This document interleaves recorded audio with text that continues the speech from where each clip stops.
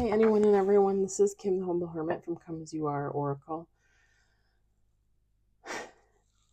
I'm going to do a collective for today. Today is Thursday, October 30th, 2025. You may follow me on the Attack of the Tube, my blog, or not. Totally up to you. Take what resonates, leave what doesn't. If it doesn't fit, don't make it fit. If some of it fits, God's kiss. We love that for you.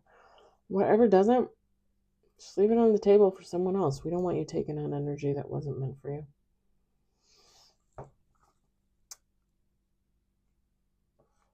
I don't know the name of this deck. I got it off Etsy. I got a bunch of decks from the same seller, and they have no names. Like, this is like the fall deck. It's got a little bit of Halloween in there, like it has no name. I have one that has like Christmas. I have one that is like cozy themed, like there's no names for these decks. And I don't even know if the seller is still on there, honestly. I think I went back to look and they weren't there. We got 2 on the table.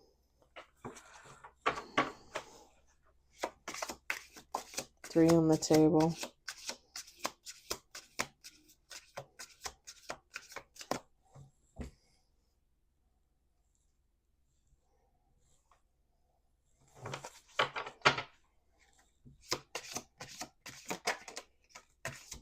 Four on the table.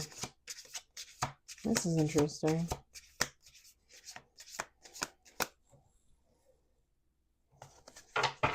Two more shuffles.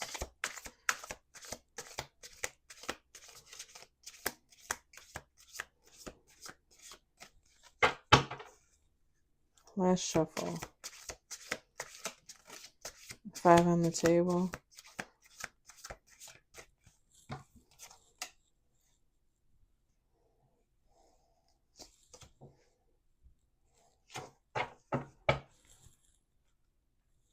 We've got transformation.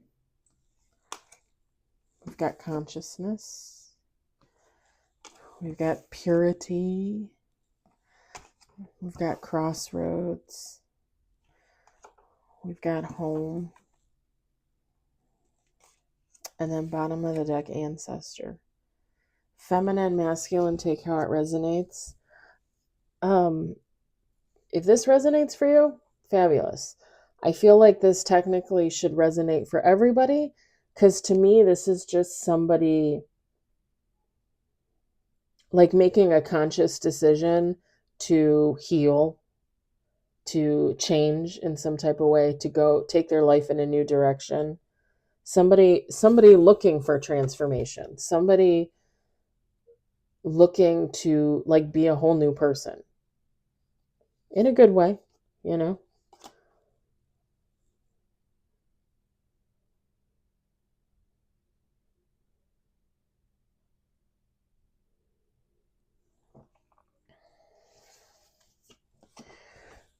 I had the perfect way to say this when I was looking at the cards as they were falling out, and now like I cannot for the life of me remember. With this purity card, it's like basically it's like pure intention. Like somebody, like I said, made the conscious decision to transform, to heal.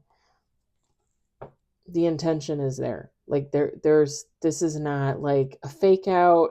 This is not someone that's gonna like pretend and then back out like after a week or two. Like this is somebody that is really sticking to their guns. This is someone that's like, I'm doing this and I don't care what anybody else says or thinks, because I need to do this for me to move forward. Whoever this person was, they were at a crossroads. And that's why I said, like, this technically could resonate for everybody. Like, I feel like this would resonate for me, right? Like, you get to a point in your life where you just realize certain things about yourself. And you're like, am I going to sit where I've been sitting for forever? Or am I going to get up and move? Like, am I going to get up and do something? Because stagnation ain't pretty, right? It's ugly. Like, it is not fun to be sitting in the same place forever and ever and ever. Like, you need to move. You need to learn, you need to grow, you need to change, transform, heal. Like, underneath that, you need a career, change your career, start a business, read a book, write a book, listen to music, write a song, paint, look at a painting. Like, people need to do things. People, and I've said this before, you guys, like, I just do not at all believe, with every fiber of my being, I do believe that we were never meant to work 9 to 5s. We were never meant to be in an office all day, in a warehouse all day, sitting behind a desk all day, working in a grocery store, working in a McDonald's. Like, we were never meant to do these things. We were meant to be out there, creative, living off the land, helping each other. I don't know. Like, I'm picturing Dr. Quinn, Medicine Woman, in my head right now. Did you ever watch that? Obviously, it was back in the day, right? When, there weren't like chain grocery stores and warehouses and office buildings. Everybody in town had a little job, and that's what they did. And they contributed to the community, and everybody helped each other. That's how it was always meant to be. That's what God always wanted for us. This is just my opinion. So and so is meant to be a painter. So and so is meant to be a blacksmith. So and so is meant to be an electrician. So and so is meant to be a doctor. So and so is meant to be a nurse. So and so is meant to be a mechanic. And everybody in town helps each other. I was talking to, I have talked about it in the past at work and to friends and family. Like, look at insurance. Look at insurance. Like, health insurance. Why? Why? Do you remember hearing stories of back in the day when there was no health insurance, and you would go to the doctor and they would treat you and possibly give you a prescription, and you would pay them $20, or you'd give them a pig? I, I mean, seriously. Did you ever watch Doc Hollywood? Did you ever watch Doc Hollywood with um Michael J. Fox, where he's the doctor and he gets stuck in the small town because he totals his car and he breaks the fence. So he has to pay to fix the fence, and he has to pay to fix his car. So he works it off being a doctor for like a couple weeks, couple days, whatever it is. And it's small town life. It's one of the best. Doc Hollywood with Michael J. Fox. It was in the 90s. Bridget Fonda, a bunch of other really great actors. Um, it's one of the Woody Harrelson is in it. It's one of the funniest movies like ever made. It's hilarious and it's fabulous because it really makes you think about what it used to be like. And it's funny because he sees this couple or whatever, and they come in for help, and then the next thing you know, you see him leaving the office and he's got a pig because they paid him with a pig because they don't have insurance. And that's literally how it used to be back in the day. You know, you'd slip your doctor some money, you'd bake him a casserole, give him a pig. They could take the pig to the butcher and sell it. You know what I mean? Like, that's how it used to be. There was no health insurance companies. That they weren't there. They weren't scamming. They're scammers. It's all a scam. Just like car insurance. Like, there used to be no car insurance. If you got in an accident, you went to the mechanic and they fixed your car and they gave you a reasonable rate. It wasn't like $80 an hour plus parts. It was like $10, $15 an hour plus parts. I'm just saying, like, it used to be way different back in the day. And really, when you think about it, that sense of community, in the Dr. Quinn Medicine Woman, every time somebody passed away in the town, or somebody got sick, Everybody made them soup. Everybody gave them casseroles. And everybody came and watched their kids for free. Like everybody took care of each other. That's how we're supposed to be. That's how humans were meant to live their lives, you know? I mean, I think about the ex-best friend, her mom, before she passed away, she was a great artist.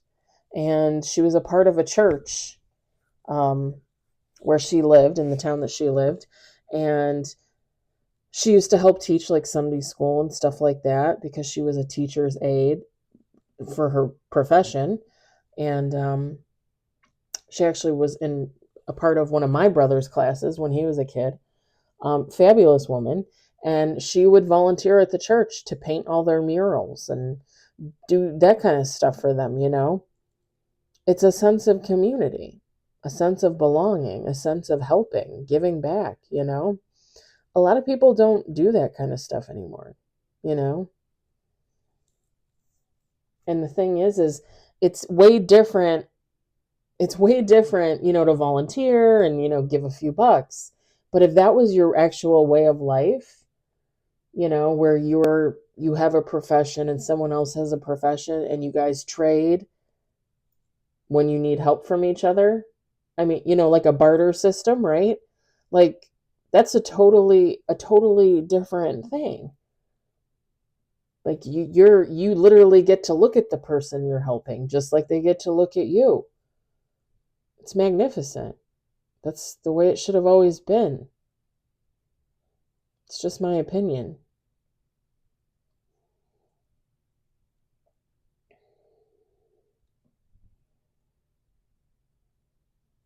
Someone was at a crossroads and they were really just looking for home within, home for themselves. Right? What is it? The name of my second YouTube channel, pardon me, with my documentary on it, it's Healing Home First. Healing you first, right? Taking care of you first. Whoever this is, they realize, like, if I want a real home, I need to take care of me because I'm my home. You're all you got, right? I'm all I got, technically. Sure, could I get married? Sure, could I have friends? Could I have kids? Yeah, but eventually, there's no guarantee that will be there, that those people will be there. Like, you have to look at it as if you're your own person, you're your own entity, and you can take care of yourself, and you are your home. And especially for those of us that grew up in abusive households, that grew up around abuse outside of the household, right? Being your own home, recognizing that you are your own safe place is everything. It's everything.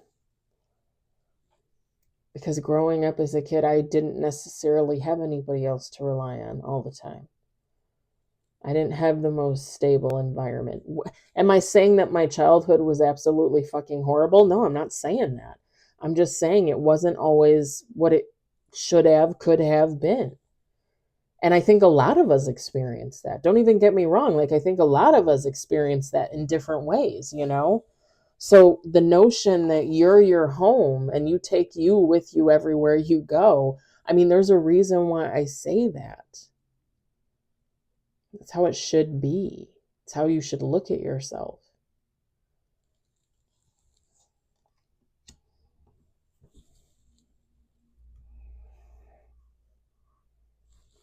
Someone has somebody that watches over them. I mean, I know I have people that watch over me. My grandfather, my grandparents, my aunts. I know that.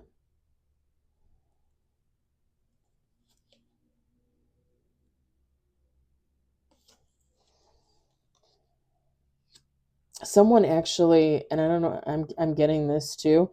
Someone actually might have a lot in common with one of their ancestors, one of their dearly departed loved ones, okay? Maybe more than they even know. You might or might not know if that resonates, honestly, you know?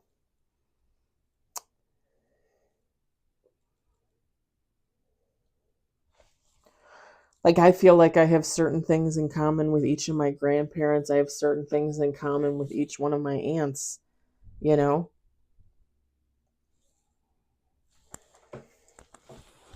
And I'm sure I have things in common with other people that have passed away that, you know, I maybe didn't know as well, but I'm sure I had something in common with them. You know, like I say a billion times, like we're all human. We all live relatively the same life, have the same experiences for the most part, right?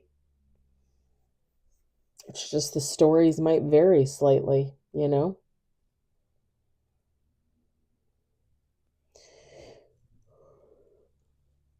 Pardon me.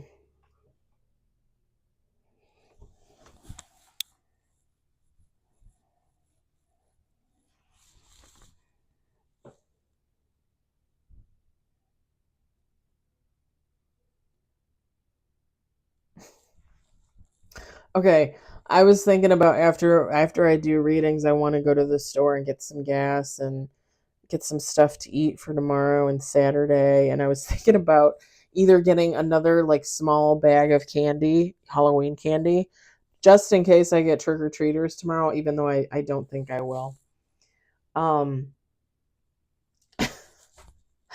and I'm looking at these pinwheel cookies on this consciousness card, and they're just like they just look so unappetizing to me. I gotta be honest. And it's really making me like, do I need to have sweets? Because I don't think I do. That's hilarious. They just don't look good to me. And for some reason, they look like uncooked, like they're not cooked and they're like gross. I don't know. It's just me.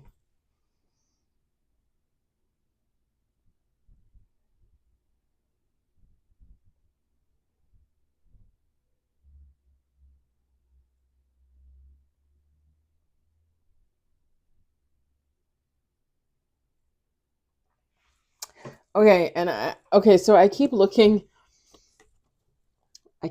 at this road and this crossroad card, right?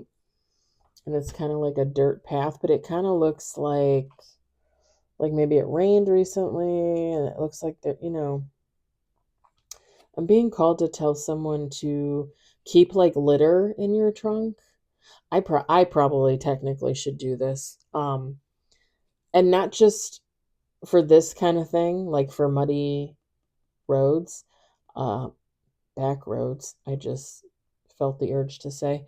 Um, but also like snow. Like litter will kind of help in snow. Like you throw it underneath your tire and then you can kind of like back up and you have a little bit of traction there. So somebody needs to keep a bag of litter in their car. And I don't want to hear it. I don't want to hear it. Everybody's like, "Well, I got a truck, I'll be fine. I got an SUV, I'll be fine." Okay, listen. Can I tell you how many trucks, how many Ford F-150s I've seen in ditches in the middle of winter here in Illinois, northern Illinois? Can I tell you how many of those trucks I've seen in ditches? Because they think they can just drive however they want and they'll be just fine. Yeah, honey, you're not going to be fine. Because here's the thing, snow is one thing, but if there's ice underneath that snow and you can't see it, you're fucked. You are black ice in the winter when you think the road is clear and you just think that, oh, that's just a dark spot in the road. No, honey, that's black ice. That's black ice. Watch how you're driving. There was I think it's kind of funny because I want to say this past winter, end of last year, beginning of this year, I want to say we really didn't have a lot of snow, but I want to say there was one day when I woke up and I went outside and the road was just like all fucking ice. Like all the way down my street to the corner, down to the main road, It was not great. I'm pretty sure that was this past winter.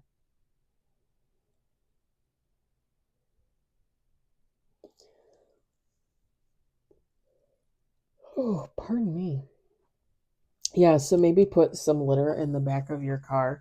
I have an SUV. I have a Subaru Forester. I should definitely put some litter in my car for sure. I used to when I had Annabelle, my little car, she was a Chevy Aveo, like a hatchback, four-door hatchback. Um, I used to keep like two or three bags of actually maybe three or four bags of salt for water, like water softener in the back of my trunk to weight down my car in the back. So that way I wasn't always slipping and sliding. I used to do that all the time. Yeah. All right. I'm going to leave that there. I hope it resonated for you. I hope you enjoyed it. I hope, if anything, you were entertained. Again, I'm sorry. I don't know the name of the cards or the artist. I just know that they were on Etsy. This is what they want to look. This is what they look like. You could always go on there and type fall deck and see what comes up. If you're interested, there's tons of little off-brand, cheapy kind of decks like this. I mean, I don't think they're cheap, but you know what I'm saying. All right. I hope everybody has a great evening, and I'll talk to you later. Bye.